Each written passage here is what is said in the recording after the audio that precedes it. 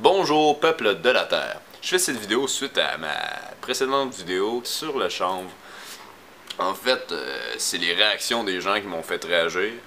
Je crois qu'il y a encore beaucoup trop de monde qui n'ont pas compris la partie que j'expliquais que dans le fond, il faut pas attendre que le gouvernement nous donne l'autorisation ou de faire quoi que ce soit, whatever. Il faut juste le faire parce qu'on sait qu'ils ne nous donneront jamais l'autorisation de le faire parce que il faut réaliser qu'il n'y a pas de gouvernement.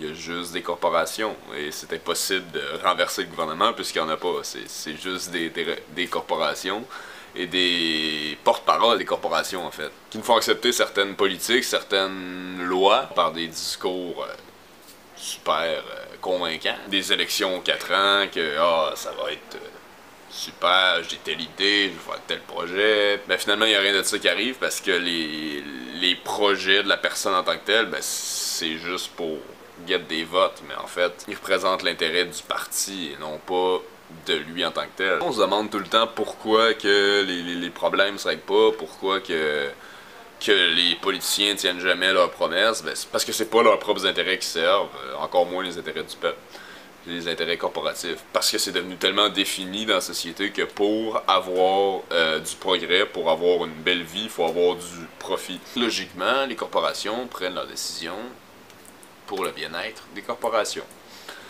Donc, qui est-ce qui devrait prendre ces décisions pour le bien du peuple?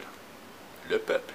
Fait que c'est pour ça que je pense que c'est nécessaire de s'autogérer en tant que société, d'arrêter d'espérer qu'un changement survienne par les politiques, parce que ça arrivera jamais, parce que c'est pas ça qu'ils veulent. Le système, il est pas tout croche, c'est de même qu'ils l'ont construit. Il faut aussi arrêter d'espérer qu'un changement survienne dans toute la société du jour au lendemain. Ça se fera jamais. Ça, c'est utopiste. Ce qui est réaliste, c'est de faire un changement progressif, d'adhérer au changement petit peu par petit peu, pas par pas, pour que les autres aussi puissent le faire, et c'est comme ça qu'on va atteindre un changement global. Le changement collectif passe par le changement individuel. C'est impossible d'y arriver autrement. Tu sais, parce que tu peux pas combattre le feu par le feu, faut combattre le feu par l'eau. Donc, faut combattre le négatif par son équivalent positif, si on veut. Donc, si tu trouves que le monde est trop égoïste, ben, sois empathique. Si tu trouves que le monde est trop haineux, ben, sois aimant. Si tu trouves que le monde est trop divisé, ben, sois uni. Plutôt, soyez unis.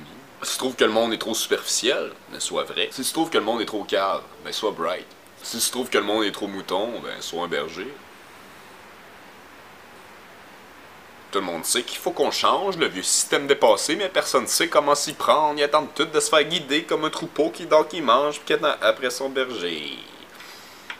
Tout ça pour dire qu'il faut arrêter d'avoir le réflexe de dire que le gouvernement doit se réveiller là-dessus, ou doit réagir, ou doit passer une loi. Non, ils le feront jamais parce que le gouvernement, c'est quelque chose d'invisible. Il n'y a pas d'êtres conscients, d'êtres aimants qui sont dans le gouvernement. Le gouvernement, c'est quelque chose d'invisible, quelque chose d'imaginaire. On espère qu'il y a des changements dans le gouvernement, mais c'est qui compose le gouvernement? Ben c'est nous. C'est nous qui peut prendre les décisions qu'on veut. En fait, ce qui fait qu'en ce moment, on n'a pas le pouvoir de prendre des décisions, c'est parce qu'on adhère au système qui fait qu'on vote. Et on fait juste voter pour la personne qui va prendre nos décisions dans les années à venir.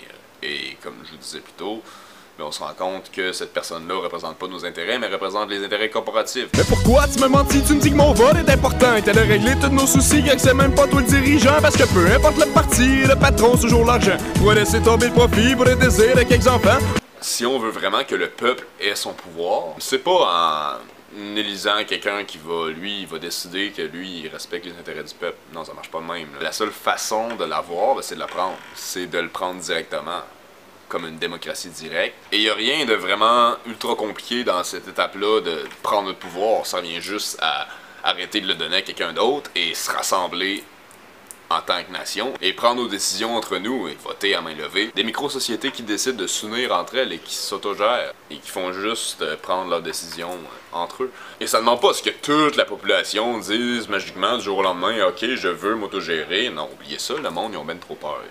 Ils sont comme « Oh my god, l'anarchie égale chaos ». Et c'est pas quelque chose d'improbable, il y en a déjà des micro-nations qui s'autogèrent comme ça et en fait, il y a des campements autogérés aussi. Il y en a un contre les hydrocarbures à la fin du mois ici. Je sais que ça peut avoir l'air utopiste et irréalisable et que la plupart des gens qui voudraient appliquer ce changement oseront pas le faire parce que C'est trop gros, c'est trop...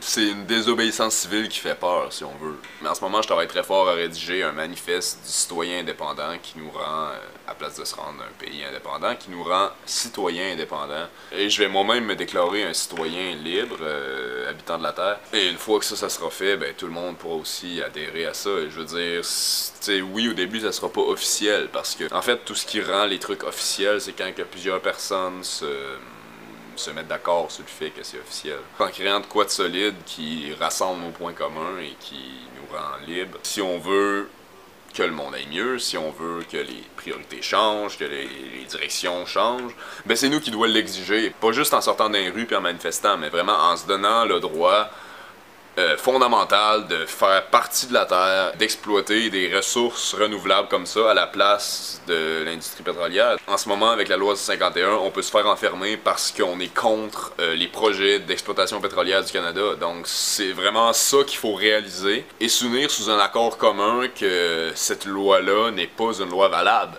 Et cette loi-là se doit d'être désobéie. Si le gouvernement c'est la source de tous nos problèmes, je pense que la solution c'est de commencer tout de suite à se donner des droits d'être humain et des droits universels. Retour aux sources, pouvoir au peuple, vote for nobody, free yourself to free the world. Notre révolution, tant attendue, est arrivée et elle est verte.